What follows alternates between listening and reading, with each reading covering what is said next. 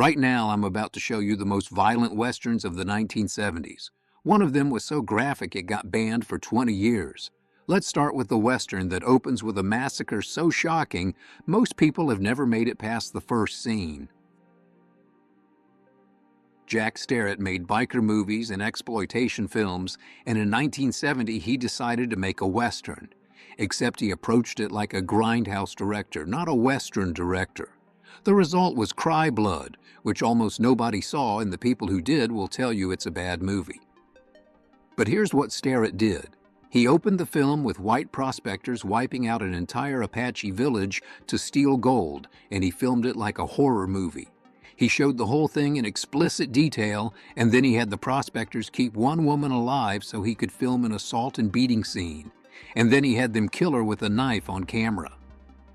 The rest of the movie is the one Apache survivor hunting down the murderers, and Starrett kept the same energy throughout. There's impalements, scalpings, lingering shots of stabbed corpses. The film has this grindhouse quality. Low budget meant rough editing, but Starrett made damn sure the violence was cranked up beyond anything you'd see in a typical drive-in western at the time. Same year, totally different animal. Soldier Blue starred Candice Bergen and built toward this final act where the U.S. Army massacres a native village. And they showed everything. Women being assaulted and mutilated, brains blown out at point-blank range, just sustained atrocities for the entire climax. Critics at the time called it the most savage film in history. One review compared the body count and gore to Cannibal Holocaust. But here's the difference. Soldier Blue was a deliberate Vietnam War allegory. The director wanted to force audiences to see what war actually looks like when you strip away the heroism. The Cheyenne women being slaughtered on screen was meant to make people think about what American soldiers were doing overseas. And it actually worked overseas. The movie was a box office hit in Europe, but in America it flopped hard. People were shocked to see the cavalry portrayed as blood-crazed murderers. They didn't want to see that. They eventually had to release a heavily edited version to tone down the violence. The next year, Michael Winner, who'd later make Death Wish, directed Lawman with Burt Lancaster. The setup is almost mundane. Drunk cowboys shoot up a town, accidentally kill an old man, go home not knowing they did it. Lancaster plays the marshal who comes to arrest them, and he's not negotiating. He enforces the law through sheer violence. Winner filmed the gunfights with brutal realism. Blood flowing, bodies piling up as Lancaster methodically guns down the rancher's men. There's this scene with dead horses lying in the street, and the camera just watches as dogs and vultures eat them. It goes on longer than you'd expect and way longer than you'd want. There's no sanitized shootouts here and no clean deaths. Winner wanted to show what bullets actually do to people and what a high body count actually looks like. The hunting party opens with outlaws butchering a cow and eating it raw. That's your first scene. That's how this movie announces what it's going to be. Gene Hackman plays this sadistic cattle baron whose wife gets kidnapped by a gang of outlaws. Candice Bergen plays the wife. And instead of the usual Western chase where the hero tracks down the bad guys, Hackman's character uses a high-powered rifle to hunt them like animals from long distance. He's blowing off body parts, taking out eyes, stacking up corpses like trophies. Bergen had just come off Soldier Blue, which was already brutal, and here she's thrown into another nightmare. Her character gets assaulted or nearly assaulted multiple times throughout the film. There's a scene where Hackman burns a prostitute with a cigar. There's another where he orders his men to gang assault his own wife.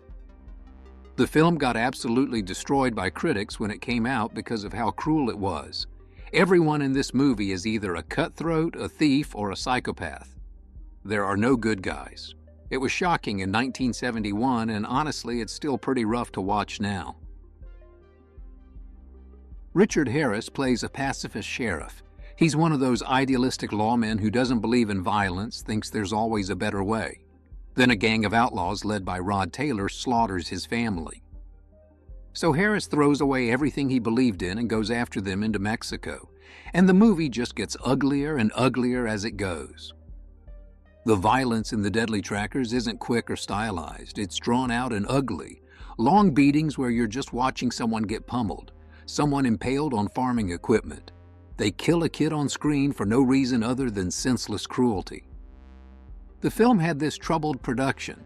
It was originally supposed to be a Sam Fuller project, but he left, and what came out was this relentlessly bleak thing that Warner Brothers dumped into theaters with almost no promotion. It wasn't a hit, critics hated it, and it mostly disappeared. Charlton Heston plays a retired lawman. James Coburn plays the outlaw who escapes from a chain gang specifically to come after him. Coburn kidnaps Heston's daughter, Barbara Hershey, as bait to draw him out for a final showdown. And then there's the assault scene. The gang assaults Hershey's character in this prolonged sequence shot in slow motion. It's graphic, it's disturbing, and director Andrew McLaglen, who usually made traditional Western action, staged it in this stylized, lurid way that makes it even more uncomfortable to watch. The film had to be cut to avoid an X rating. That's not the only extreme violence in the movie. There are brutal knife fights, tomahawk killings, close-range shotgun blasts. Heston slashes someone's throat in graphic detail during the climax. The whole thing has this exploitation film quality that feels out of place in a big studio Western. The Last Hard Men was based on a novel by Brian Garfield, who also wrote Death Wish, and like Death Wish, it got torn apart for being sensationalist. Critics didn't know what to do with it. Here's Charlton Heston, Hollywood royalty, in this grimy revenge Western with a slow-motion gang assault as its centerpiece. Even by today's standards, it's a lot. Dennis Hopper starred in this Australian Western about the real outlaw Dan Morgan, and it shocked local censors so badly that most international prints got heavily cut before release. They based it on the actual Dan Morgan's rampage through 19th century Australia, and they didn't sanitize any of Morgan's brutality. There's a massacre of Chinese laborers shown graphically. There's Morgan mutilating someone's face with a knife. When lawmen finally kill him, they decapitate his corpse on screen. And then there's this notorious scene where a shotgun blast literally explodes a man's head. Blood splatters across the screen in this insane practical effect. By Australian standards, this was extreme. The film got released internationally, but usually in very trimmed versions with the bloodiest parts cut out. The uncut version became this cult item in Australian exploitation cinema. It's definitely the most violent Australian Western ever made. So there's this Spanish-Italian production in 1972, and they're making a Western about a chain gang in the Rockies. Pretty standard setup. Criminals survive an ambush, they're chained together, they have to trek through the snow. Director Joaquin Romero Marchant finishes his cut and shows it to the distributor, and the distributor tells him it's not violent enough. Go back and make it gorier. They wanted to cash in on the early 70s horror boom, so Marchant went back in and cranked up the carnage. What came out the other side was this thing they marketed as the most violent Western ever made. And watching it, you can see why they felt confident making that claim. A guy gets disemboweled and his intestines spill out on screen. Someone's face gets burned against a red-hot stove and the camera stays on it. Axes hack off limbs with blood gushing everywhere. There's this atmosphere of dread where nobody's safe. The lone woman gets assaulted and murdered. Characters you think might survive get butchered without warning. Germany just banned it outright for over 20 years. Even people who watch extreme horror regularly say Cutthroats 9 is tough to get through. It's just this relentless splatterfest dressed up as a cowboy movie. Lucio Fulci directed this in 1975. If you know Fulci, you know he's the guy who later became famous as the godfather of gore, the Italian horror director who did the eye-gouging scenes and the zombie gut-munching. So when he decided to make a spaghetti western, you can guess how that went. 4 petty criminals wander the Old West and run into this sadistic bandit named Chaco. Chaco captures a sheriff and tortures him to death on screen, mutilating him with knives, carving him up. Fulci's showing you the whole process. Later, there's a pregnant woman who nearly dies during childbirth, and after that, the film implies the survivors resort to cannibalism. There are shootings, stabbings, a scalping, all shot with Fulci's trademark unflinching style. No wonder it got banned in several countries for sadistic cruelty. This surreal Western became a midnight movie phenomenon, and the opening is one of the most disturbing things put in a Western. A gunslinger in black rides into a desert town. Everyone's dead. Men, women, children, livestock massacred and left in grotesque piles, and they show all of it in close-ups. The gunslinger tracks down the gang responsible. One of them gets castrated on screen, another gets disemboweled. Throughout the film, there are close-range shootings, limbs getting blown off, a guy's ear cut off and eaten.